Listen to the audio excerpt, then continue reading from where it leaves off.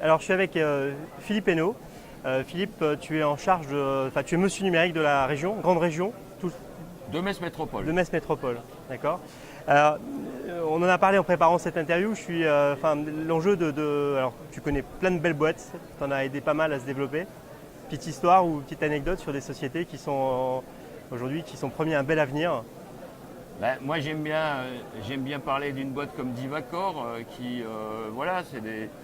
c'est une start-up de Metz qui est certainement l'une des plus grosses pépites avec 90 tech du coin et qui aujourd'hui a un rayonnement, une dimension internationale parce que c'est des gens qui allient à la fois un savoir-faire technologique mais un petit côté malin. C'est-à-dire Joe Wilfried Tsonga, c'est leur ambassadeur, c'est une façon d'être présent médiatiquement et ça c'est. Qu'est-ce que leur a apporté le territoire aujourd'hui Alors c'est intéressant parce que qu'est-ce que leur a apporté le territoire? C'est une question qu'on doit se poser tous les jours.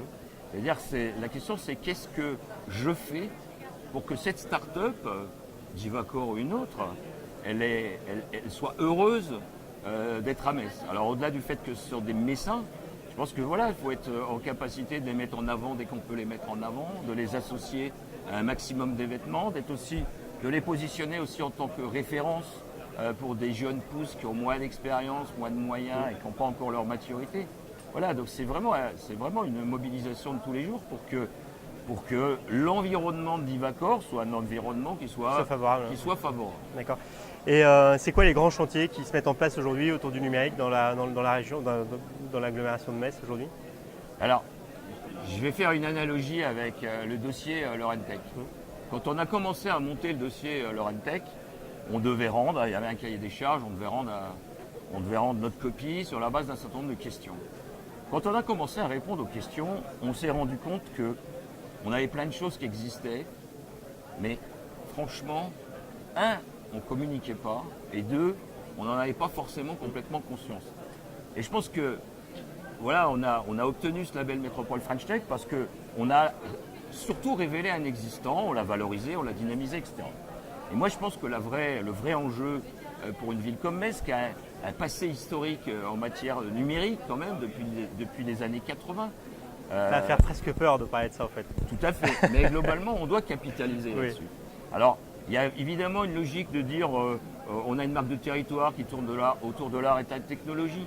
Voilà, faisons en sorte de donner de l'identité au travers du numérique. Le numérique, c'est pas uniquement un mot à la mode. Un mot à la mode, mais ça doit être une composante de l'ensemble de l'action publique, tout en considérant qu'un territoire, il doit surtout apporter son territoire et les moyens de son territoire en termes de laboratoire d'expérimentation, d'environnement, de développement pour des entreprises. Donc moi, si j'avais un rêve, c'est vraiment de faire en sorte que le numérique soit une réalité dans la conscience de toutes les politiques publiques et que la métropole de Metz, qui démarre au 1er janvier, devienne une référence parce qu'elle aura su mobiliser, écouter, comprendre les problématiques qui existent sur le territoire et pas uniquement parce qu'on fait du numérique à gauche, à droite, mais d'en faire vraiment un ensemble cohérent au service du développement économique. Donc on l'a compris, Philippe Hainaut, c'est la porte d'entrée sur tous les dispositifs locaux qui peuvent vous aider à accompagner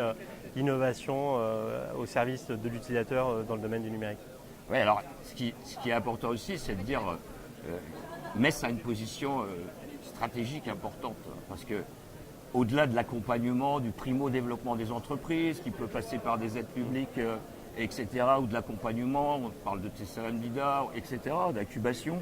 Je crois que ce qui est vraiment important, c'est qu'à un moment, d'être dans une logique d'accès au marché. Parce que ce qui fera le développement de l'entreprise, c'est évidemment l'accès au marché. Donc je crois qu'on doit vraiment tirer profit de notre position transfrontalière qui nous ouvre des portes de développement, évidemment, vers le nord, vers l'Allemagne, vers le Luxembourg, pour que qu'on soit des relais et qu'on utilise nos réseaux. Alors, on peut parler de Quatropole. On sait d'ailleurs que le label Métropole French Tech, on l'a obtenu parce qu'on a réussi à travailler ensemble de Thionville à Épinal en passant par Metz et Nancy.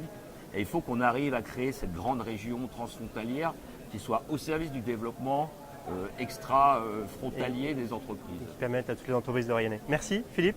Merci à toi. On va suivre ça de près. Merci.